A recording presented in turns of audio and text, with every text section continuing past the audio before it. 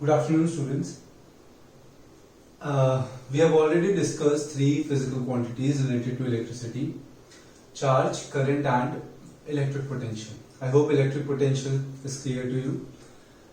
हमने उसके numericals भी देख लिए हैं. So now today, the first topic which we will start is electric circuit.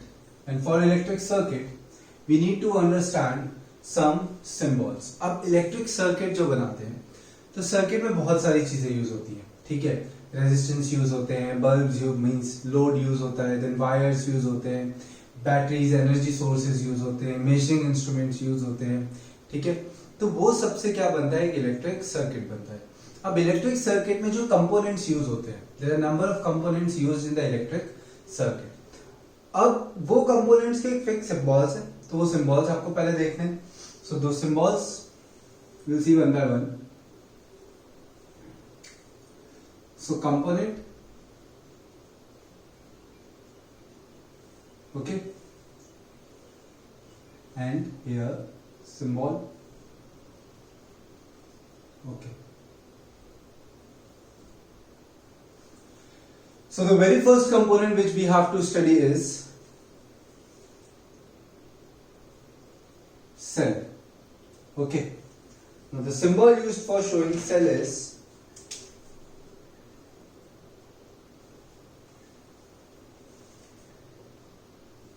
okay, this won't be visible to you. The symbol used for showing cell is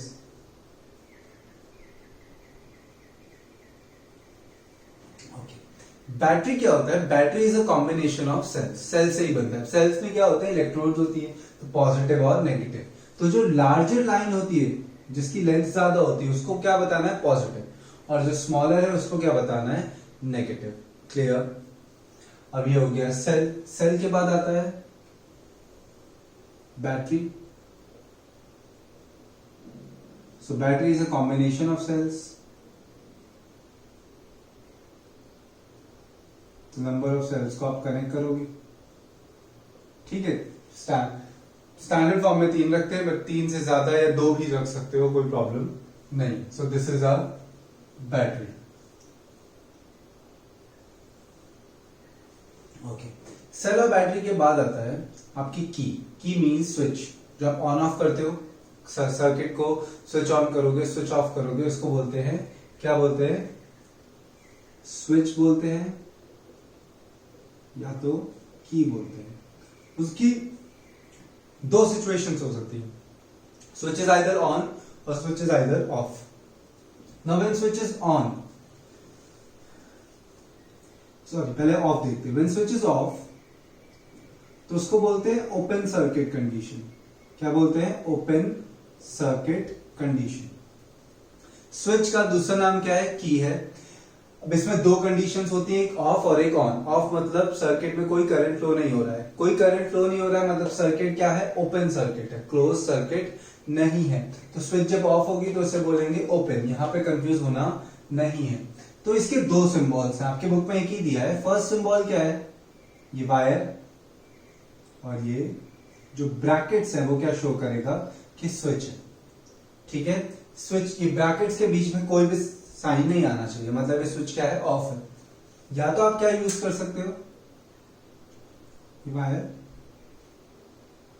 बीच में switch इस type से, ये यहां पे ज्वाइन हो जाती तो सर्किट क्या हो जाता? क्लोज हो जाता. मतलब करंट फ्लो हो सकता था. अभी तो करंट फ्लो होगा ही नहीं, क्योंकि ये यहां से लिफ्टेड है थोड़ा. तो ये दोनों सिंबल्स किसके लिए यूज होते हैं? स्विच के लिए. ऑफ कंडीशन में. ऑफ कंडीशन को क्या बोलते हैं? Open circuit condition. Now next symbol,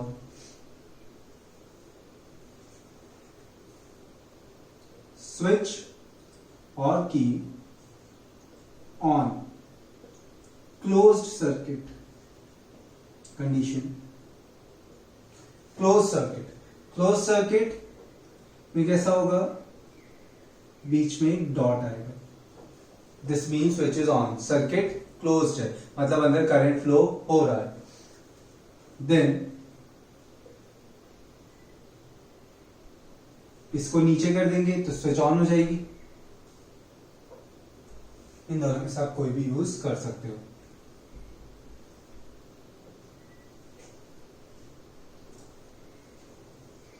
next is variable battery.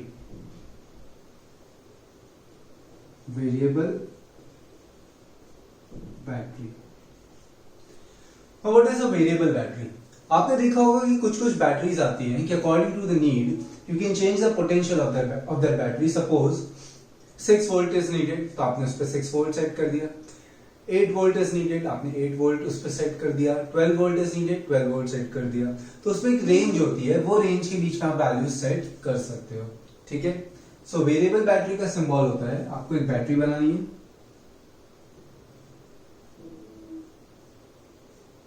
Plus minus, और लेफ्ट साइड डाउनवर्ड से एक एरो बनाना है राइट साइड अपवर्ड्स तक.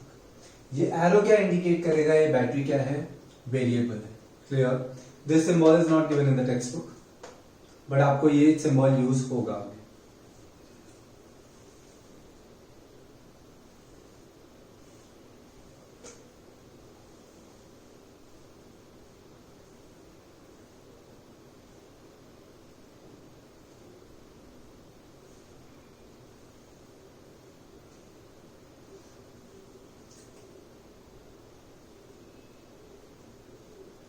Again components and their symbols.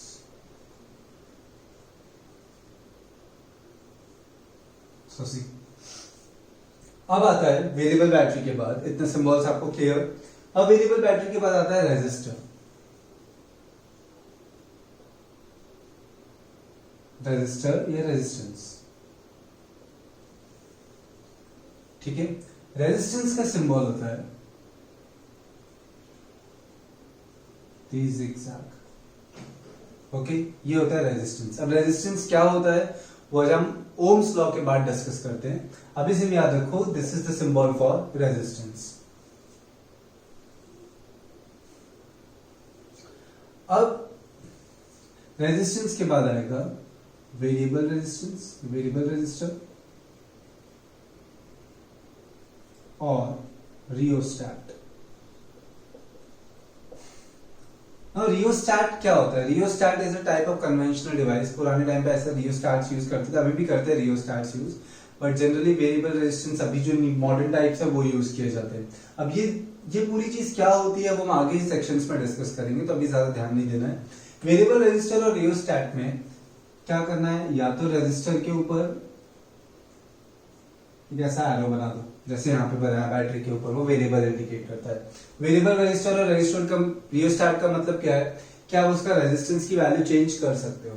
अब वो कब पता चलेगा? जब हम रेजिस्टेंस की बात करेंगे तब. और क्या यूज कर सकते हैं सिंबल? रेजिस्टेंस के ऊपर ऐसे क्या एरो बना दो. ओके. इसके बाद आता है आपका wire joint. Wire joint simple है, ये वायर है, ये वायर है और ये वायर है. तो जॉइंट कैसे शो करना है? पॉइंट से. ठीक है, मतलब डायरेक्ट कनेक्टेड है, मतलब वो वायर जॉइंट है. But suppose sometimes what will happen, to wires will cross each other without touching. Suppose एक वायर यहां पे है, दूसरा वायर उसके ऊपर से पास हो रहा है. Clear? Another wire is passing from upwards. अब एक वायर यहां पे, second wire here, but in दोनों में कोई कनेक्शन नहीं है. तो अब आप बोर्ड पे या अपनी नोटबुक में जब ड्रॉ करोगे कि वायर है, इसके ऊपर से दूसरा वायर पास हो रहा है, तो आपको कैसे पता चलेगा कि इन दोनों में कनेक्शन है या नहीं है? तो उसके लिए वायर क्रॉसिंग विदाउट जॉइंट या विदाउट जॉइनिंग क्या होगा? ये एक वायर है, इसके ऊपर से दूसरा जा रहा है, तो यहां पे आपको इस टाइप से शो करना है. Means these I am so sorry, these two wires are not connected with each other. Okay, these two wires are not connected. So now bulb, this is the symbol for bulb. Next is ammeter.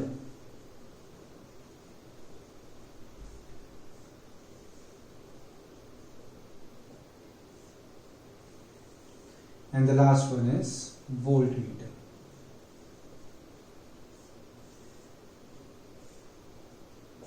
इतने symbols आपको याद रखने हैं. Okay, now what is ammeter? Ammeter word आया ampere से. Ampere किसकी unit थी? Current की. So ammeter is an instrument which is used to measure electric current. Clear? What is ammeter? Ammeter is an instrument which is used to measure electric current, while voltmeter is an instrument which is used to measure electric potential difference. Voltage measure करने के लिए जो instrument use होगा वो होगा voltmeter, और current measure करने के लिए जो इंस्ट्रूमेंट यूज होगा वो होगा ammeter. I hope this is clear. So just pause this video right here, write down all these symbols and then we will continue with Ohm's law. Okay,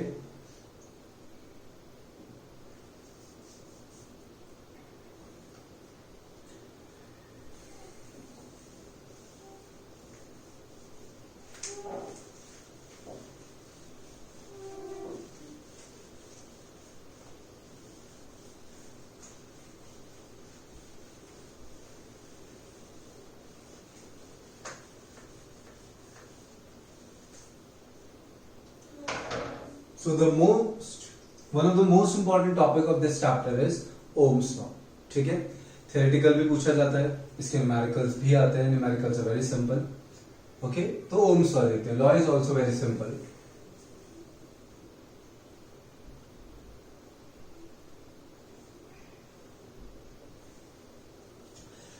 अब Ohm's law में क्या पढ़ना है हमें? This Ohm, he was a scientist, he was a German scientist. After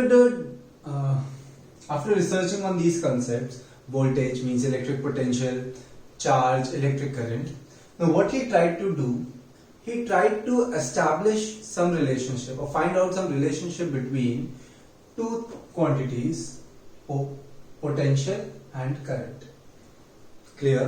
Ohm का goal क्या था? He wanted to know that is there any relationship between current and voltage?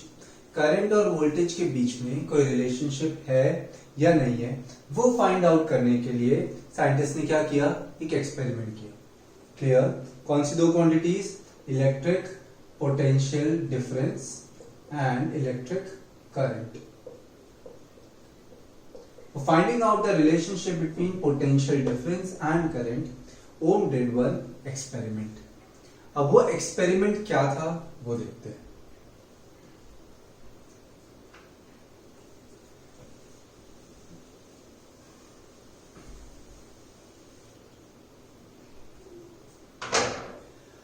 अब वो एक्सपेरिमेंट डिस्कस करने से पहले मुझे लगता है कि मैं रेजिस्टेंस की बात कर लेता हूं आपसे. So before discussing Ohm's law, let's talk about resistance. ठीक है, अभी सिर्फ एक ब्रीफ व्यू देता हूं आपको रेजिस्टेंस क्या होता है. तो आप इसको रिलेट करने के लिए ऐसा सोचो, व्हेनेवर एनीथिंग इज मोशन, जहां पे न्यूटन लॉज अप्लाई होते हैं, 9th स्टैंडर्ड में न्यूटन के लॉज अप्लाई करते थे. So whenever we are moving, whenever we are walking, whenever we are pushing something, so at that time there is a force which always opposes the applied force. There is a force which always opposes the applied force. That force is known as frictional force. कोई भी motion में हमेशा एक force होता है जो हमारे motion को क्या करता है? अपोज करता है. अप्लाइड फोर्स को क्या करता है? अपोज करता है. उस मोशन को हम क्या बोलते हैं? Frictional force. So now when free electrons are moving inside the conductor, when free electrons are moving inside the conductor, the surface of the conductor, how the conductor is means suppose if it is copper, तो copper की भी कुछ general properties होंगी. एक तो copper की properties होंगी, मतलब किस टाइप का मटेरियल है, प्लस जैसे वो वायर है तो वायर के डायमेंशंस क्या है, बहुत थिक है, थिन है, उसकी लेंथ कितनी है, वो सब से इस पे क्या लगेगा, वो सब पे डिपेंडेंट एक चीज होती है, उससे क्या लगता है? फ्रिक्शनल फोर्स लगता है. Whenever these free electrons will move inside the conductor, due to some characteristics of the material and dimensions of this conductor, a frictional force will act on the free electrons. वो हम आगे पढ़ेंगे कि ये frictional force को कौन कौन सी चीजें अफेक्ट करती हैं, वो हम इसके बाद वाले टॉपिक पे पढ़ेंगे. तो अभी आपको क्या याद रखना है? Whenever these electrons are in motion, whenever charge flows across the conductor, there is a force which opposes the flow of electrons. This opposite force is known as resistance. क्या बोलते हैं इस अपोजिट फोर्स को? Resistance बोलते हैं. जैसे हम चल रहे हैं तो फ्रिक्शनल फोर्स तो लग ही रहा है, हम किसी चीज को पुश कर रहे हैं, फ्रिक्शनल फोर्स तो लग ही रहा है. वैसे इलेक्ट्रॉन्स जब मूव कर रहे हैं तो इसे फ्रिक्शनल फोर्स लग रहा है.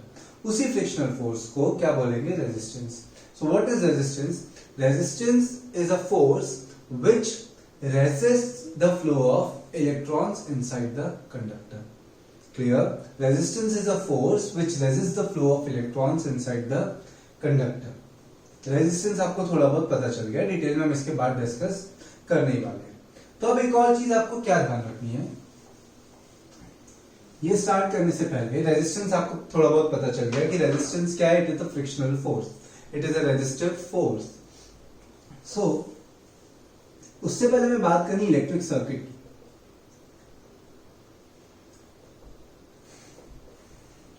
अब इलेक्ट्रिक सर्किट में क्या क्या चीजें चाहिए होती हैं? देखो,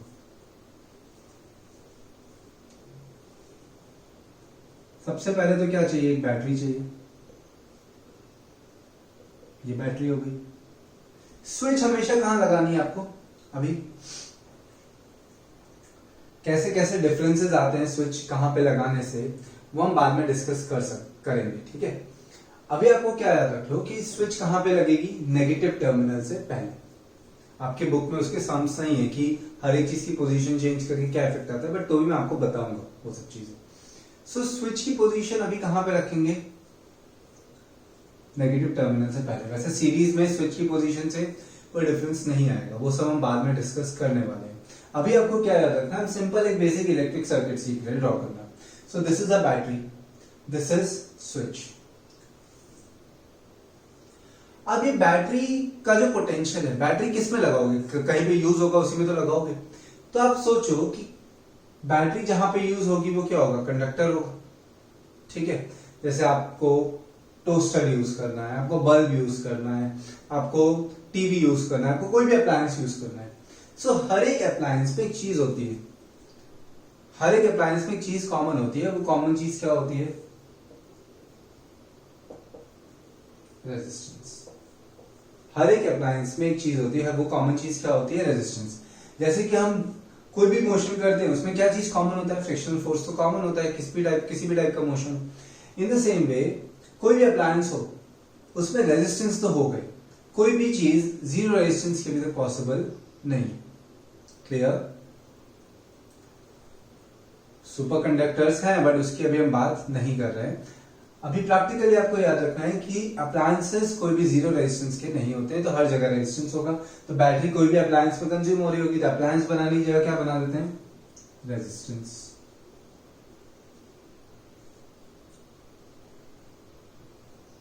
यहां पे क्या लगा देते हैं? करंट को मेजर करने की डिवाइस.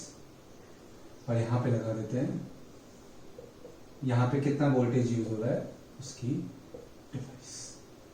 क्यों वोल्ट मीटर को ऐसे लगाया है, एम मीटर को इस टाइप से लगाया है, वो सब चीजें आपके नेक्स्ट लेक्चर में क्लियर होंगी. Okay, so no need to worry about this thing. अभी हमने क्या बनाया? एक बेसिक इलेक्ट्रिक सर्किट बनाया. So basic electric circuit consist of conducting wires, energy source, switching devices, measuring devices. ठीक है, load. Load means where the potential will be used. Main चीज क्या है ये डिवाइस बनाने की, मीन्स सर्किट ड्रॉ करने का मेन मोटिव क्या है? आपको करंट का डायरेक्शन बताना.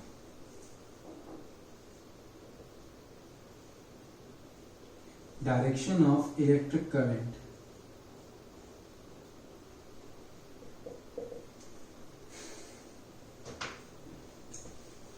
आई hope this thing is clear. अब करंट का डायरेक्शन देखते हैं. करंट बैटरी के कौन से टर्मिनल से कौन से टर्मिनल तक जाता है? Now when all these concepts were developed, तब सिर्फ कौन से चार्जेस पता थे? Protons. Only protons were known. Okay?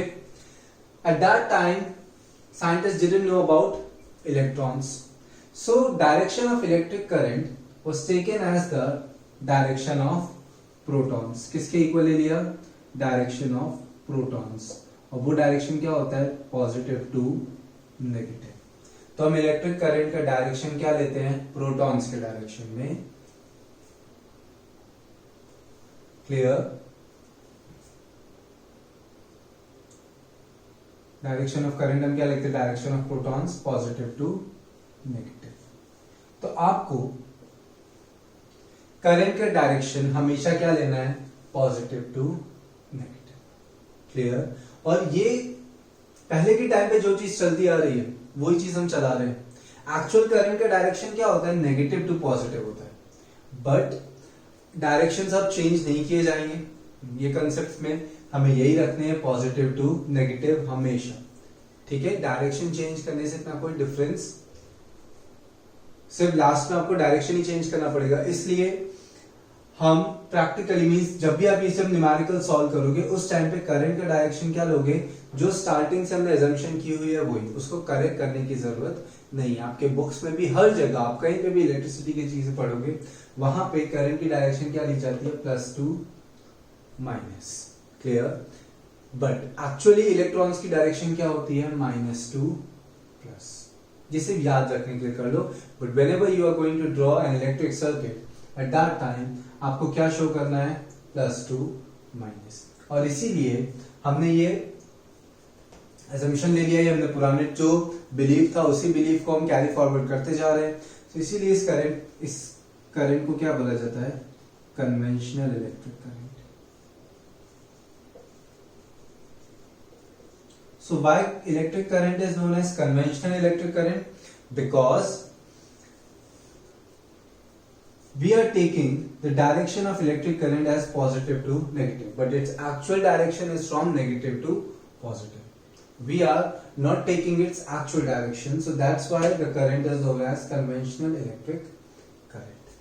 ठीक है? जो एक्चुअल है वो हमने नहीं लिया, हमने अपनी assumption से क्या ले लिया है? +2 माइनस। इसलिए हम इस करंट को क्या बोलते हैं? Conventional electric current. ये चीज याद रखनी है।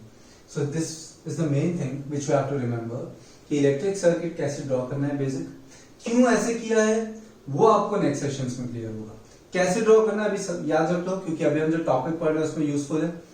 So draw this circuit, write down the direction of electric current which is from positive to negative and it is also known as conventional electric current. The actual direction of electric current is from negative to positive. This you have to just remember. No need to mention this anywhere.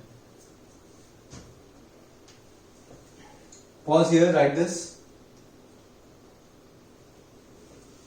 Now we'll start with Ohm's law.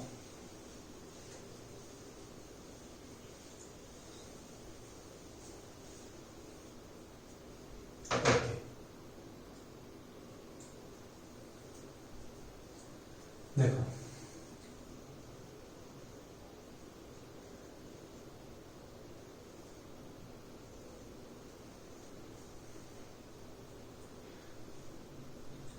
now Ohm did one experiment. What he wanted to do, I already told you. Ohm wanted to establish a relationship between, or find out the relationship between potential difference and electric current. उनको इन दोनों quantities में क्या relation वो find out करना था। तो उन्होंने क्या किया होगा? तो देखो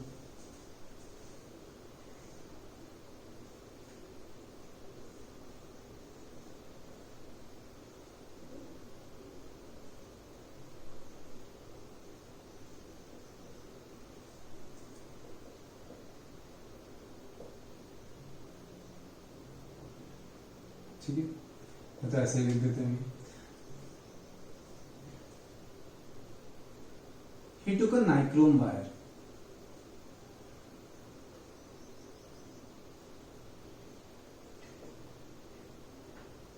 He took a nichrome wire. आपको बुक वाला सर्किट बनाना है, इसलिए मैं पर्पसली बुक वाला सर्किट बना रहा हूं, बिकॉज बोर्ड में थोड़ा आपको बुक का ज्यादा मेंशन करना पड़ता है।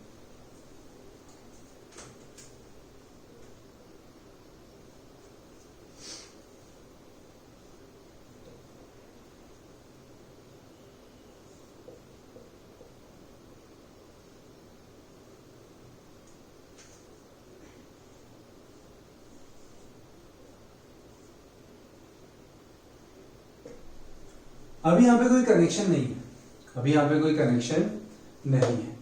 So this was a circuit. अभी यहां पे कहीं से करंट फ्लो होगा? नहीं होगा, क्योंकि ये सर्किट क्या है? कंप्लीट नहीं है। करंट कब फ्लो होता है? जब नेगेटिव टर्मिनल तक वापस से करंट पहुंचे। सर्किट कंप्लीट होगी तभी करंट फ्लो होगा, वरना फ्लो नहीं होगा। अभी स्विच ऑन रख के भी कोई फायदा नहीं है, क्योंकि यहां से तो सर्किट ब्रेक है, ठीक है, वायर एक साइड से खुला हुआ है, तो करंट तो पास नहीं होगा, यहां तक आ जाएगा बट आगे कंप्लीट नहीं होगा, तो इलेक्ट्रॉन्स फ्लो नहीं होंगे, तो कोई करंट कॉन्स्टिट्यूट नहीं होगा। अब देखो,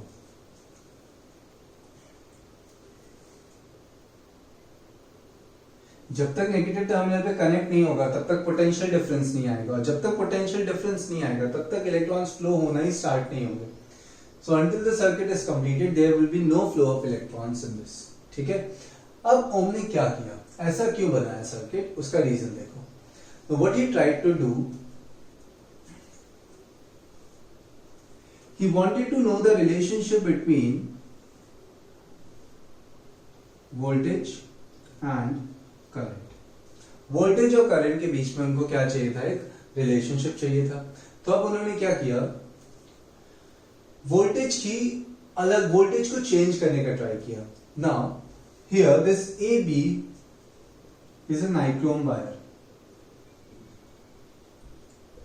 what is A B? Nichrome wire. Nichrome is an alloy of nickel and chromium. अब नाइक्रोम क्यों यूज किया वो आपको नेक्स्ट सेशन, नेक्स्ट लेक्चर में पता चलेगा। मैं अभी सिर्फ रीजन बता रहा हूं कि नाइक्रोम का रेजिस्टेंस बहुत ज्यादा होता है। क्यों ज्यादा होता है, that you will know in the next lecture. अब नाइक्रोम का रेजिस्टेंस ज्यादा है इसलिए ये यूज करा है, ठीक है। वो भी अभी जाने दो, अगर आप ये भी याद नहीं रखो कि रेजिस्टेंस ज्यादा है तो भी कोई फर्क नहीं पड़ता, रेजिस्टेंस है अभी इसमें कोई फर्क पड़ेगा नहीं। तो अगर आप नॉर्मल वायर लेते तो भी ये फॉलो होता, अगर कॉपर वायर लेते तो भी ओम का एक्सपेरिमेंट सक्सेसफुल रहता, कोई प्रॉब्लम नहीं होती। So now what he did, first he connected just one battery, सिर्फ यहां पे वायर लगाया, क्लियर, यहां पे वायर लगा दिया। यहां पे वायर लगा दिया तो ये वाला नेगेटिव काउंट होगा, मतलब सर्किट यहां तक, ये 3 सेल्स तो क्या हो गए, यूज नहीं हुए, clear. These 3 cells are not used in the circuit. So now suppose each cell has a potential of 1 volt. Now suppose each cell has a potential of 1 volt. तो कितना पोटेंशियल हुआ यहाँ पे, 1 वोल्ट हुआ। तो पूरे सर्किट में और तो कुछ है नहीं, सिर्फ वायर ही है, तो यहाँ वोल्ट मीटर में कितना शो होगा, 1 वोल्ट शो होगा। कितना शो होगा, 1 वोल्ट शो होगा कि यहाँ से कितना पोटेंशियल पास हो रहा है, 1 वोल्ट। तो वोल्टेज जब 1 था तो करंट कितना पास हो रहा है, पोटेंशियल तो हमें पता चल गया है। वोल्ट मीटर क्या मेजर करेगा, कितना बैटरी का पोटेंशियल सप्लाई हो रहा है सर्किट में, तो वो मेजर हो गया 1 volt. When the potential is 1 volt तब करंट कितना है वो मेजर किया गया, तो वो एमीटर में रीडिंग आ गई। सपोज जब करंट मेजर किया तो करंट था 0.2 एम्पियर्स। कितना था, 0.2 एम्पियर्स। सपोज, ऐसा है नहीं कि 1 वोल्ट है तो 0.2 एम्पियर्स ही होगा, ऐसा कुछ नहीं है। बट ये मैंने सिर्फ एग्जांपल दिया है कि सपोज जब एक सेल कंसिडरेशन में लिया है, that time suppose each cell has a potential of 1 volt, so उस टाइम हमें करंट मिला 0.2। अब इसकी जगह यहां पे वायर लगाया, ठीक है, वायर हटा दिया, ये वाला वायर हटा दिया तब, और यहां पे वायर लगाया। अब यहां पे वायर लगाया तो क्या होगा, ये वायर नहीं है अभी, ठीक है, यहां पे वायर लगाया तो अब कितने सेल्स हो गए, 2 सेल्स हो गए। Each carries a potential of 1 volt, सो 1 + 1 कितना वोल्टेज हो जाएगा, यहाँ पे 2 वोल्ट हो जाएगा। अब यहाँ पे करंट देखा गया तो करंट कितना मिला, वोल्टेज क्या हुआ है, 1 से 2 डबल हुआ है। तो क्या नोट किया हमने, when the potential was doubled, when the potential was doubled current also got doubled. 0.2 suppose अगर पहले आया था तो इस टाइम कितना मिला, 0.4 मिला, क्लियर। ओम ने क्या देखा, जब उसने एक सेल यूज किया था तब कितना भी करंट आ गया, सपोज कितना आ गया, x आ गया, हमने वो x ले लिया 0.2। जब उसने वोल्टेज डबल किया तो करंट जो पहले आया था उसका क्या हो गया, डबल हो गया। मतलब सपोज पहले अगर x आया था तो अभी कितना आया, 2x। सो पहले 0.2 आया था तो अभी कितना हो गया, 0.4। ये सिर्फ एग्जांपल्स लिए हमने वैल्यूज के। अब सपोज यहां पे अप्लाई किया तो 3 सेल्स हो गए, 3 वोल्ट पे क्या हो जाएगा, ट्रिपल हो जाएगा इसका, 0.2 का ट्रिपल कितना हो गया, 0.6। फिर यहां पे अप्लाई कर दिया, तो चार के 4 सेल्स आ गए, तो 0.8 हो गया। तो उसने क्या देखा, इस एक्सपेरिमेंट से क्या पता चलता है, एग्जैक्ट वैल्यूज नहीं मिली थी, थोड़ी इधर उधर थी, बट वो थोड़ी इधर उधर ह्यूमन एरर की वजह से हो जाती है। ठीक है, ह्यूमन एरर भी होती है, आप लैब एक्सपेरिमेंट करोगे तो एग्जैक्ट ऐसे डबल होना ट्रिपल होना नहीं होगा, 0.4 की जगह 0.38 0.39 ऐसा भी आ सकता है।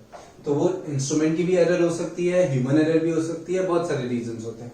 So now what he did, he plotted these values on a V versus I graph.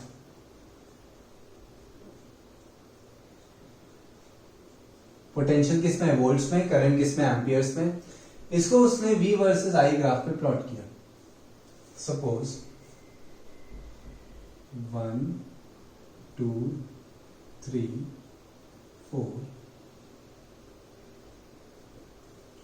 0.2 0.4 0.6 0.8, तो 1 पे 0.2, 2 पे 0.4, 3 पे 0.6 और इस पे 0.8। So when all these points were joined, he got a straight line passing through origin. What he got? He got a straight line passing through origin. Now what does this straight line indicates? Straight line क्या indicate करती है कि अगर आप voltage increase करोगे तो current भी increase होगा, और वोल्टेज डिक्रीज करोगे तो करंट भी डिक्रीज होगा। जितना वोल्टेज में इंक्रीमेंट, वोल्टेज डबल किया तो करंट भी क्या होगा, डबल। जितने टाइम्स वोल्टेज में इंक्रीमेंट या डिक्रीमेंट होगा उतने टाइम्स करंट में भी इंक्रीमेंट या डिक्रीमेंट होगा। Clear? So from all this data, he gave his law. ये जो उसने एक्सपेरिमेंट किया उससे उसने अपना लॉ दिया। वो लॉ क्या था,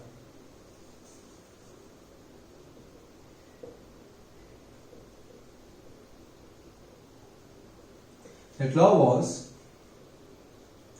under fixed physical conditions, under fixed physical conditions, the potential difference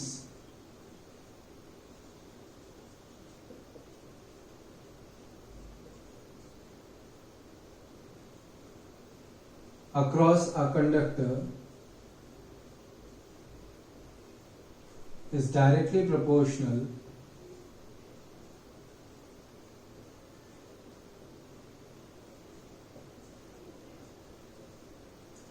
under fixed physical conditions, the potential difference across a conductor is directly proportional to the current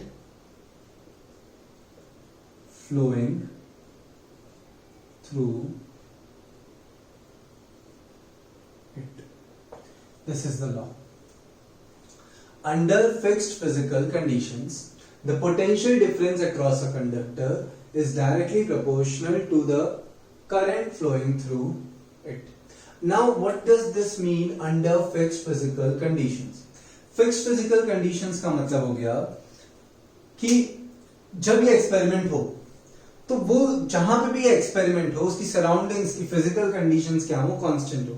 और फिजिकल कंडीशंस में क्या आता है, temperature, pressure and humidity. अगर temperature, pressure या humidity change होती है तो ये रिलेशनशिप पे एरर आ सकती है, क्योंकि उससे कंडक्टर्स के डायमेंशंस पे इफेक्ट पड़ता है, बहुत सारी चीजों पे इफेक्ट पड़ता है। वो हम नेक्स्ट लेक्चर में फैक्टर्स अफेक्टिंग रेजिस्टेंस में सीखेंगे। But what I am saying is कि आपने जो फर्स्ट ऑब्जर्वेशन ली, वो सपोज आपने जहां पे ली वहां पे फैन ऑन है, आपने फर्स्ट ऑब्जर्वेशन ली, फिर आपने एसी ऑन कर दिया, एसी ऑन कर दिया, टेम्परेचर ड्रॉप हो गया, टेम्परेचर ड्रॉप हो गया तो फिजिकल कंडीशंस क्या है, फिक्स है, नहीं है। तो ये लॉ कब फॉलो होगा, when the physical conditions are fixed, तब ये लॉ फॉलो हो सकता है, ठीक है, होगा। So this you have to write compulsory.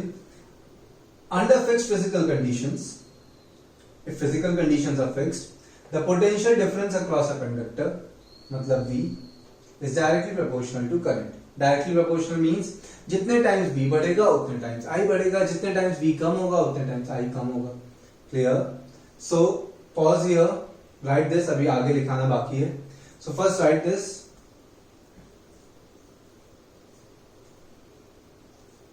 okay, pause here and write this, then we will right this law mathematically.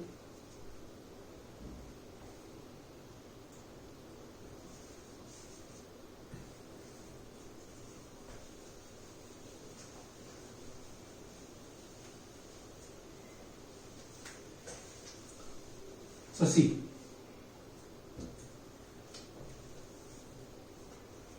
mathematically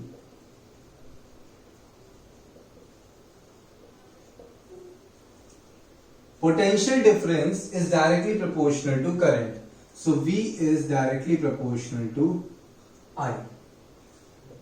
Now, whenever we are removing this sign of proportionality, जब भी आप proportionality की sign हटाते हो तो यहाँ पे constant रखना पड़ता है. तो वोल्टेज चेंज करने से करंट तो चेंज होता है, बट कौन सी चीज नहीं चेंज होती है वोल्टेज चेंज करने से?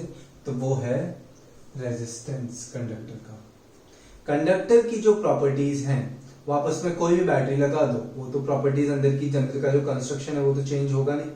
अब आपको ये चीज डिटेल में कब पता चलेगा? नेक्स्ट सेशन में जब मैं पढ़ाऊंगा फैक्टर्स अफेक्टिंग रेजिस्टेंस. अभी आपको क्या याद रखना है कि वोल्टेज चेंज करने से रेजिस्टेंस चेंज नहीं होता है. सो जब हम ये प्रोपोर्शनैलिटी की साइन हटा के इक्वल्स टू लगाएंगे तो कांस्टेंट में क्या आएगा? R. V equals to I R. यहाँ पे R क्या है? कांस्टेंट है. और R को क्या बोला जाता है? Where R is resistance of conductor. Resistance of where R is the resistance of conductor. ठीक है, R हो गया रेजिस्टेंस. R कांस्टेंट क्यों है? क्योंकि V और I चेंज होने से R की वैल्यू पे कोई भी डिफरेंस नहीं आता है. जितना V इंक्रीज होगा उतना ही I भी इंक्रीज होगा. ठीक है.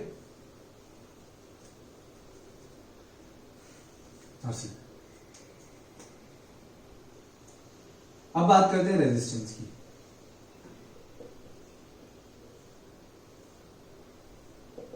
What is resistance? हमने पहले डिस्कस कर लिया.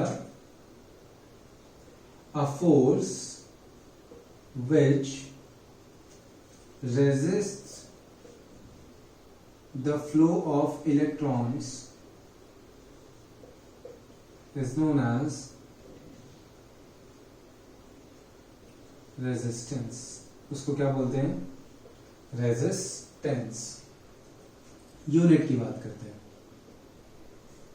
यूनिट के लिए हमें क्या चाहिए? फॉर्मूला चाहिए. ठीक है, तो फॉर्मूला क्या बनेगा? V equals to I R है. So what will be the value of R here? R will be V by I.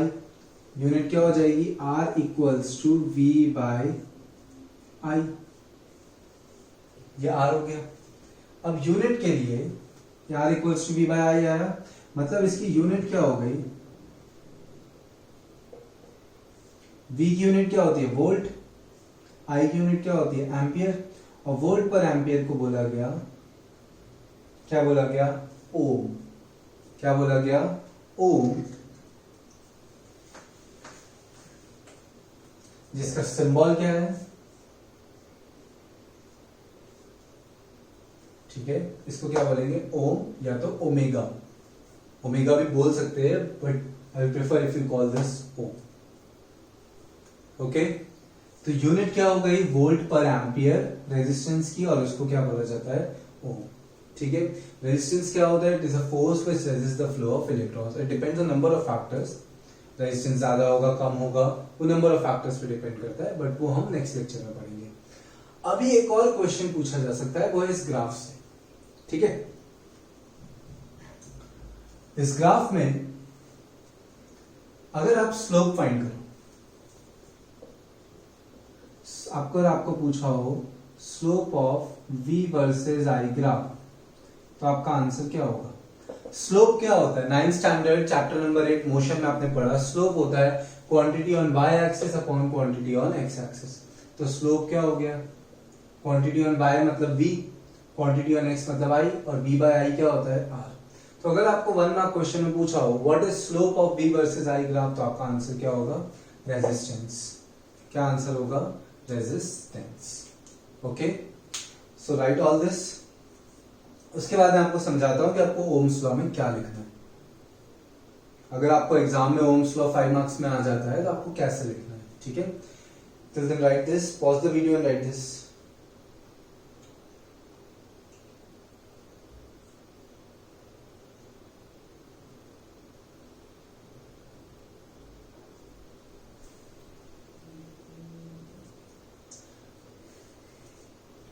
Okay, I hope everyone is written now.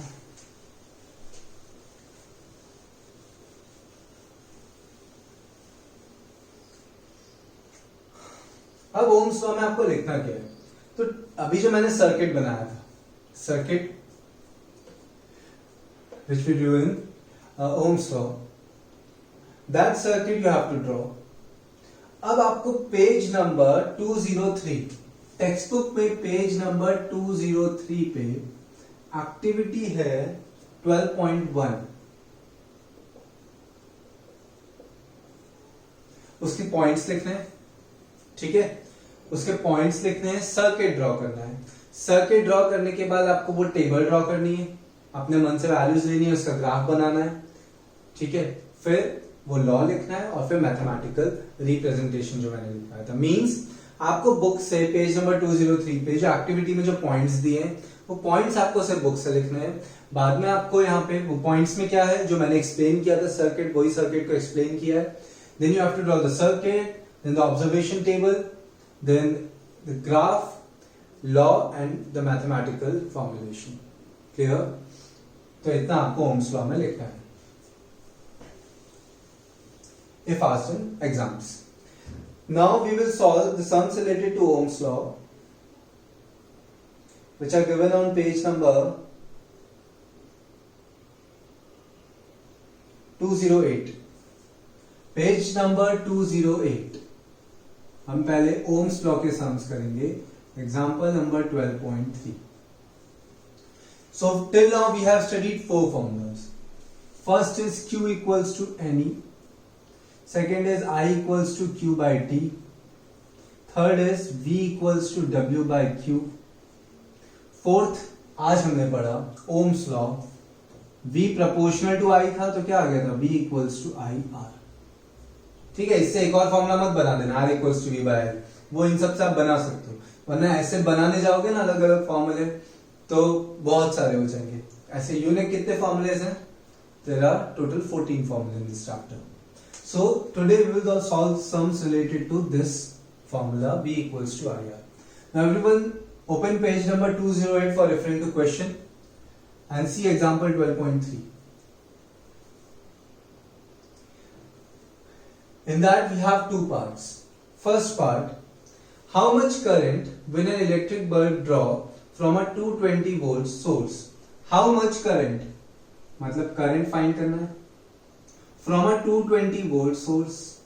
Voltage कितना दिया है? 220. If the resistance of the bulb filament is 1200 ohm, कितना है? 1200 ohm. क्या find करना है? I. So we can use this formula.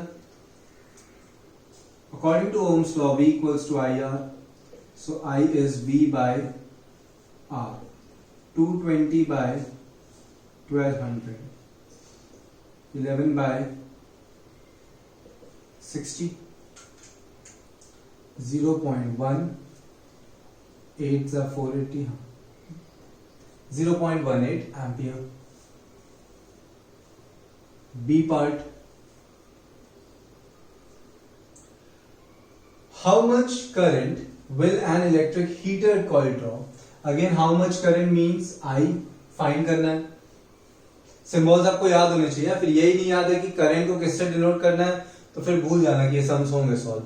ठीक है, तो पहले स्टेप बाय स्टेप जाओ। आगे के लेक्चर्स क्लियर नहीं है तो पहले वो क्लियर करो, ठीक है, फिर ये न्यूमेरिकल्स देखो आप। How much current will an electric heater coil draw from a 220 volt source, voltage source is 220 volt if the resistance of the heater coil is 100 ohm. So again V equals to IR, I equals to V by R, 220 by 100, 22 by 10, 2.2 ampere.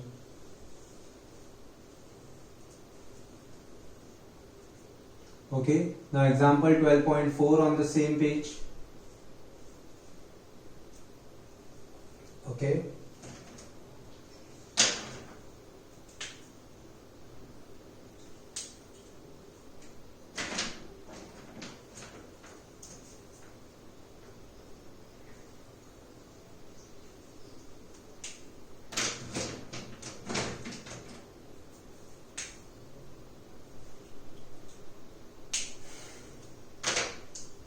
now see example number 12.4. The potential difference between the terminals of an electric heater is 60 volt. Potential difference is 60 volt. When it draws a current of 4 ampere. Current कितना दिया है? 4 ampere. What current will the heater draw if the potential difference is increased to 120? आपको बोला है potential 60 है, at that time current is 4. Potential 120 हो जाएगा. Means there are two cases. First V1 कितना है 60 and at that time I1 कितना मिला 4. When potential was 60, current is 4. And when potential becomes 120, you have to find the value of current. Simple है. अगर MCQ में पूछ लें तो वोल्टेज डबल हो रहा है, वोल्टेज इज गेटिंग डबल, तो करंट भी क्या होगा? डबल होगा. यहाँ 4 है तो यहाँ पे कितना मिलेगा करंट? 8. Ohm's law. ठीक है, बट अभी न्यूमेरिकल में आपको क्या करना पड़ेगा? सॉल्व करना पड़ेगा. तो अब देखो कोई भी केस हो, वोल्टेज इंक्रीज करने से या डिक्रीज करने से रेजिस्टेंस की वैल्यू पे कोई डिफरेंस आता है? नहीं. सो आपको क्या करना है? फर्स्ट केस में V equals to I R apply करो. फर्स्ट केस में V कितना है? V1. I कितना है? I1. बट रेजिस्टेंस चेंज होगा? नहीं होगा. जितना पहले केस में रेजिस्टेंस है उतना ही सेकंड केस में रेजिस्टेंस होगा. आप कहीं पे भी अगर आप पहले दूसरी एक बैटरी लगाए फिर दूसरी बैटरी लगाओ तो उससे अंदर तो कुछ चेंज नहीं होगा, रेजिस्टेंस में कोई चेंज नहीं आएगा. So V1 equals to I1 into R से हमें क्या मिल जाएगा? R मिल जाएगा. V1 कितना है? 60. I1 कितना है? 4. R. तो R कितना मिल गया? 60 by 4 means 15 ohm. Now again V equals to IR. For the second case, V2 equals to I2 into R. R will remain as it is. Okay, R is not dependent on voltage or current. So R equals to V2 by I2. V2 is 120. So we have to find I2. So I2 will be V2 by R. What is V2? 120. And what is R? 15. 120 by 15 is 8. Current find किया इसलिए ampere. तो हमें current कितना मिला? 8 ampere मिला. Clear. First case में values रख के हमने आर फाइंड कर लिया and then again we found the value of, again we substituted the same formula for finding out the value of current. Okay, so these two were the numericals related to Ohm's law. Exercise में और भी है but exercise इस chapter के हम last में solve करेंगे कि एक्सरसाइज बहुत लेंदी है और थोड़े अच्छे क्वेश्चंस हैं उसमें. So today what we studied electric circuit, components and its symbols. Then we studied about resistance. Then we studied the direction of electric current, why it is taken from positive to negative. What is conventional electric current? Then we studied Ohm's law. Then we studied about unit of resistance. Then we did 2 numericals. तो इतनी चीजें clear रखनी है. In the next lecture we will study factors affecting resistance and its numericals. Okay? Thank you so much.